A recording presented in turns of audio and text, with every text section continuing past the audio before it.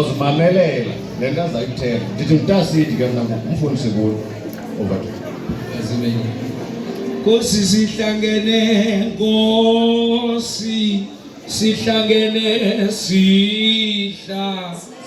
sihlangene uyo indlu yakho uyo indlu yakho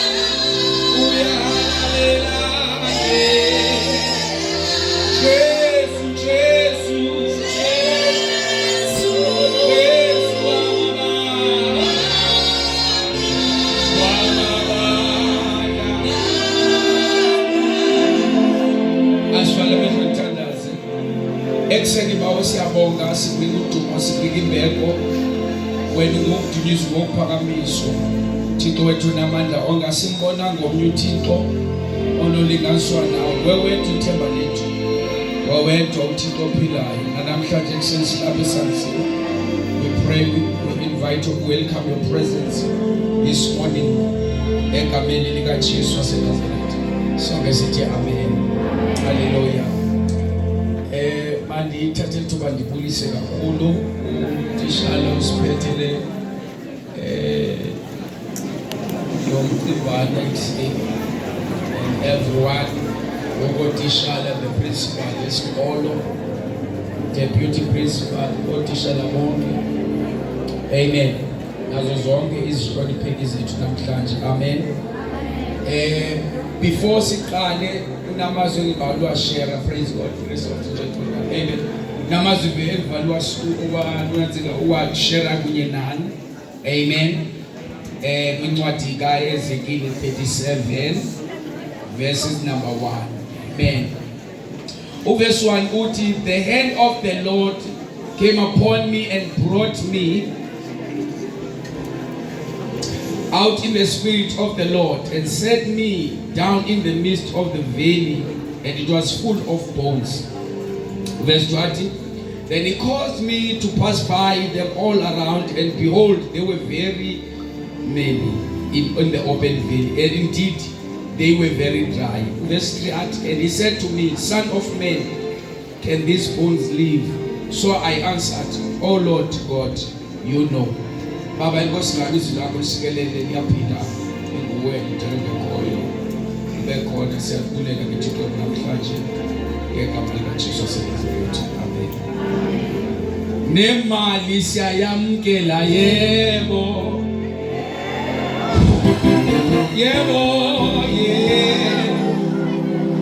nalo man was called Ezekiel praise God. The Bible says uEzekiel wathathwa ngumoya kaThixo. Amen. I'm going to share a few things about the importance of prayer. Amen. That I believe that namhlanje abasilapha esikolweni this short message is very important and it can change your life. It can help you to the challenges of facing as a woman. Amen. I want to share about the prayer. Amen. The importance of prayer, the power of prayer. There is power in prayer. Amen. Zikhona izinto zokuhlula ebomini but wena ungumuntu okholelwayo emthandazweni uyakwazi uqhobozela. So I don't know what you are facing now, but I'm here to tell you that there is power in prayer. Uyezekile lapho sifunda khona ithi wathathwa ngumoya kaThixo wayobekwa entilini yamathambo amaninzi. Amen. Valley that was full of dry bones. Eva lento ndithethayo. Now uThixo kunento ayibuzayo kuYezekile. Uba Yezekile lamathambo uwabonayo angaphila na? In other words, angakwazi uphinda kuye abe nenyama, aphefumule njengami nawe. Amen. Ithi Bible the bones were very dry. Ayome kakhulu, yabona amathambo ome kakhulu akhonetheka. Mhlawumbe yayiba izidumbu zabantu. Wayinoba nayo inkolelo uYezekile uba angabuya lamathambo aphile. But i-problem is ngayi mathambo ayome kakhulu. Ithi Bible yami xa ifika kule simo ebuza uthi wamdlulisa qha. Amen. Ikuthi he caused me to pass by. Why did release emathambeni? Praise God. Before athi ambuze umbuzo woba amathambo angaphila, uqale amdlulise kwisimo esingabukekisi sihle. Isimo othi wasijonga asikho nto inokwazi usinceda. iBhayibhile yami ithi waphendula ke uYezekile wathi Thixo kwazi wena uthi uNkulunkulu xa ithetha noYezekile profeta kulamathambo. Prophesy. Amen. Uthi kumathambo omileyo. Amen. Mawaphile. Amen. And iBhayibhile ithi nyani uYezekile wathetha namathambo. And remember le nto ndithethe bakuqale uYezekile wayengekho phayana physically. He was there spiritually. Ngoba ipraise able uba ikuthathe ikubeke kwisimo esingumcelimngeni. Amen. You know those problems when you face challenges at home, when you face challenges in life in yakho whereby ubona uba awuhlaseleki physical, but this challenge is spiritual. Amen. Now uYezekile wathathwa ngumoya kaThixo wayombeka kwi-problem. Ngamanye amaxesha uNkulunkulu is able akuthathe, uNkulunkulu akuthathe akusezingqanjini zalento ikuhluphayo, akuthathe akusezingqanjini zalento ihlupha ikhaya lakho, eyahlupha umalume, yahlupha utata, yahlupha umoya kaThixo, akuthathe akubeke kwisimo whereby nabammelwane bakho, nabantu afundayo, nabantu ojonga isimo sakho bathi nobani badlula kule meko yakho, nawe ngeke uzophelela kulo meko. No one will change. Yabona loo nto leyo. But uYezekile wafumana i-question that is coming from above. uNkulunkulu embuza ngesimo sakhe, andimazi uThixo umbuza kanjani uYezekile, kodwa nguye umnini wento zonke, nguye onamandla wokulungisa izimo. Kodwa isimo, the problem, the challenges, imicelimngeni, into ezisinda uYezekile ubuza kwakuye ukuthi lamathambo angaphi. Malifika esansiwe mhlawumbi lamathambo imeko mntanami ojongene naye ekhaya, imicelimngeni ojongene nayo, uthi ojonga ubawele no-commit suicide. Uyayiva imeko abantu abangayiboni ikudla ngaphakathi nikhona, kodwa imeko othi oyijonga uzame konke, things are not changing in your life. uNkulunkulu uyabuza namhlanje, can this bone live? Amen. Oh, siyabulela uThixo esinaye. He's able to change situation. Abantu abasibonayo bahleke ngemeko zethu, basibize ngemeko zethu, abasawazi namagama ethu, basibiza ngemeko esisehleleyo, basibiza ngemeko zasemakhaya. Kanti uNkulunkulu akafanani nabantu, yena akakujongi ngesimo sakho, ubona umfanekiso wakhe, ngoba wakudala wangumfuziselo nomfanekiso wakhe.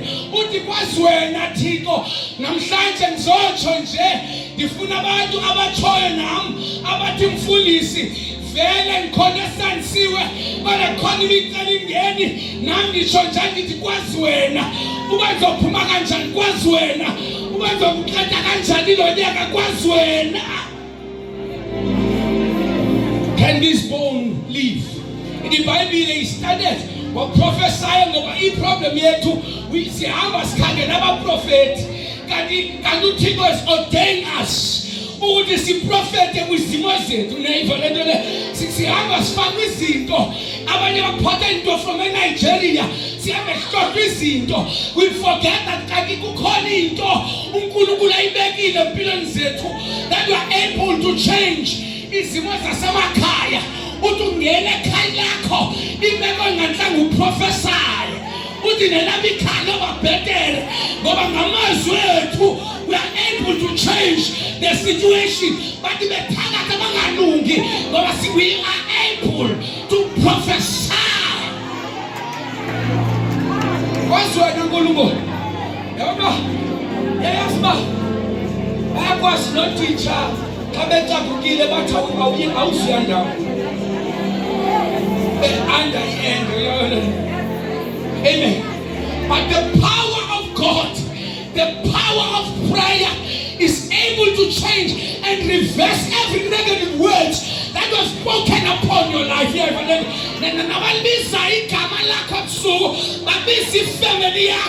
But when you prophesy, sithi lamathambo angaphila ngegama likaJesu. We're able to change the situation. We're able. Ngoba njengoba ngizothandaza ngoku ukona imimoya ndithele lempi ujongene nayo it's not a physical no ayikho physical lempi impi yabamoya ngoba xa i-physical idinga amapolisi idinga amandla akho but uyabona ayidingi amandla akho because it's spiritual uthi intoni lento xa uzobhala ugule ayisekho normal ayisekho idinga ke ngoku we must climb a mountain so dilanga lizwe lakamoya that I refuse to be sick again ngoba yimpi yabamoya le idinga uthi ke uThixo yesakile prophet uthi mathambo uzophila andiyazi into edisturbayo mhlawumbe uthi futhi xa ngizobhala mina mfundisi ngivele ndibe nenhloko hayi prophet uthi mathambo uzophila sizothetha ilizwi kwisimo singalungi sivele silunge prophet few things that I want to share because I want to tell you about the importance of prayer before I sit down. Amen. Number one, last time I don't know the minimum yakhumbula but usukela kwelaxesha uzosho kuba khona imiceli mina kandibuye umthandazeli ithi umuntu asekahamba umthandazeli lo bhuti bepapa noba katsho mkwetha beceli ngithele nawe hayi ngomthandazeli umfundisi. I'm not here to come and always pray for you, but I'm here to teach you how to pray. And this somebody depend umthandazo wami, but I'm here to teach you how to pray. When you're facing the devil at home, when you're facing the devil kwisikolo senu, ukuthi abafundi bahlangane and pray ngesikolo sabo. The importance of prayer. You must be able to pray. Nobumfundi said you must be able to pray. Prayer is very important. Few things that I want to share now before I sit down. If we don't, he won't. If we don't, he won't. If I will take it no tiko, I can't also yes. Unkulunkulu mufa kauthandazayo. Leyo bengisidele isandele uthi hey ansabaweni ayizunceda mntase. You need to pray and ask God. He will do something. Jeremiah 33 verse 3. Would you call to me and I will answer you and show you great mighty things which you do not know. Call on me. When we pray, we're calling on God. When we pray, it's a conversation between man and God. We must recognize the nature of prayer. It is not just asking God for something. Amen. When we pray, we're not just asking God for something.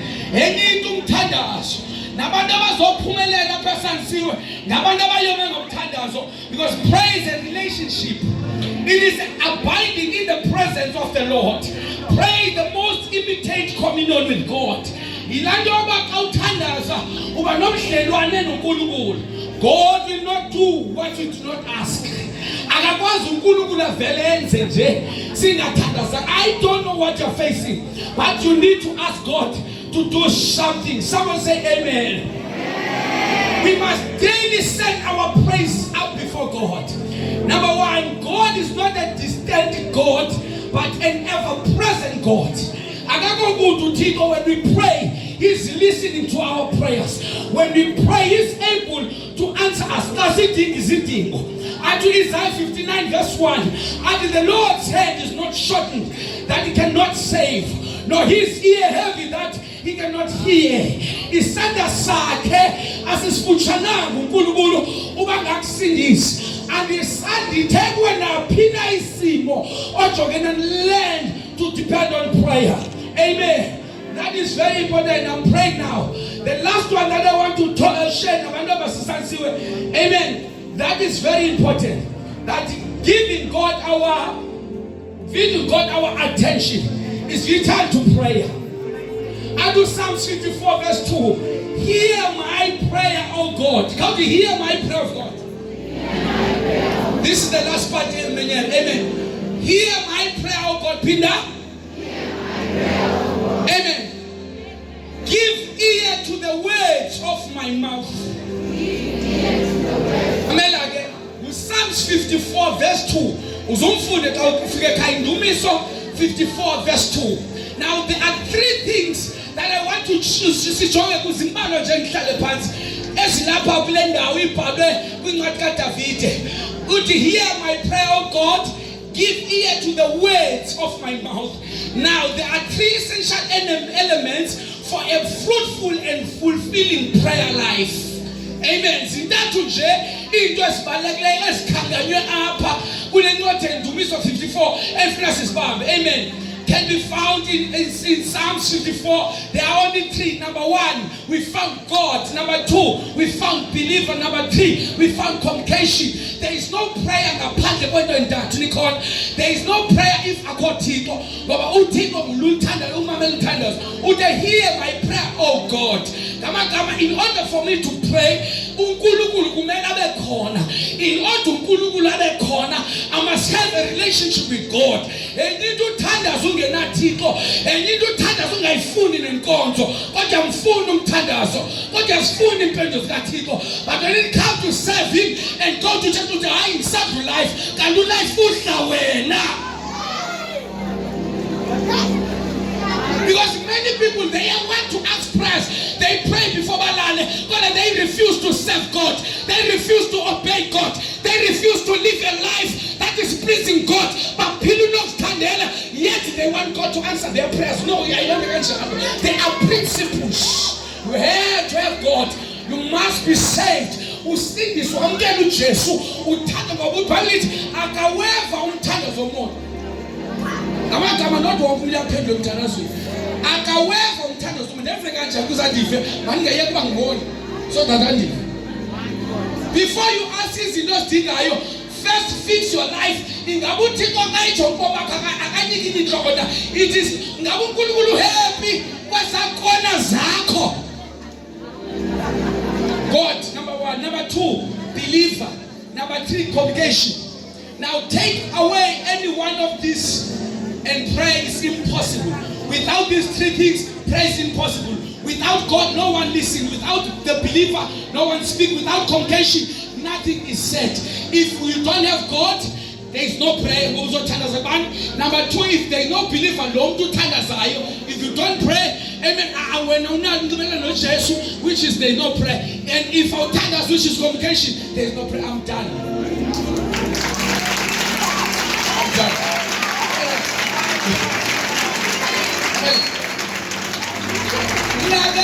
I'm not preaching for the fame. I'm not preaching for the fame. I'm preaching for the souls. And if you never transformed, and full man and figure up, if you never confuse you, and then you get the sense, is sing and let drugs here. This prayer can change your life. Prayer can change the Sunday see where. If Simbalini, they can provide tandasa. It's but they can pray to God.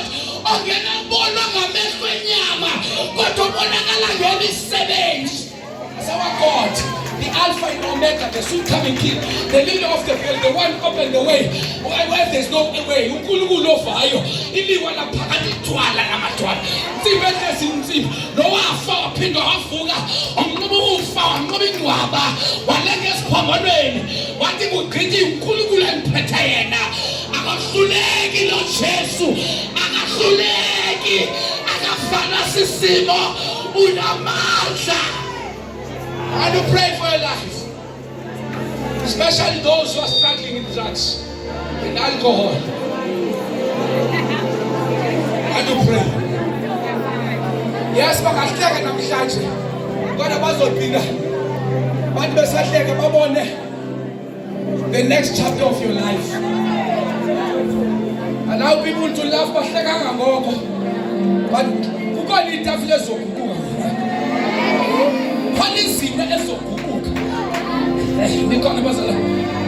you know when we pray thina sikhabanisa abantu abaye bokuthakatha umuntu bambize bayobhadala ikhwele babuye umthangasebenzi bathuka ikhwele kanti umuntu uyasebenza khaba usenzeka umuntu othandazayo ufika ngasebenzi because I want to pray.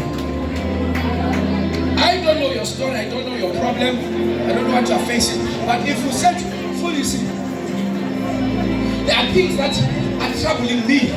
Let me tell him daily because who can be telling me we have two enemies in our lives, the external opposition and the internal opposition. The external opposition are the enemies that are facing. You are facing people who take a negative words. You know there are people who because bafunu feel. They will say words so that they can discourage you. There are two enemies. The second one is the internal opposition, which is when I get the negative things. We'll be able to conquer all those opposition when you love prayer, when you depend on prayer. You cannot stop them. Unstoppable. You take nothing or no answer. Go punyuka bempet.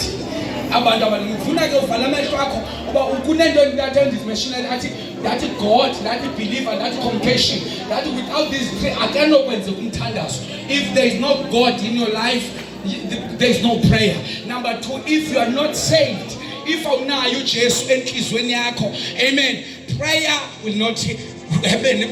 Amen. Number three, if there is no communication, my brother, I want to tell him, tell her who put it back. So you know about you. Hallelujah. Want us to close our eyes while praying. Close our eyes. If you think for this, I need God in my life. I want to change. I want to change. Lift up your hands. Nobody to try doing the life in Yako. Maybe you want to quit drugs. I don't care. Just if you want God, believe God for a change. It goes to Jesus. Thank you, Ngelizu lako namhlanje.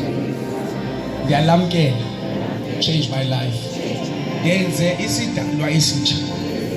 Ngegama likaYesu. Amen. And God bless you. Thank you for your time.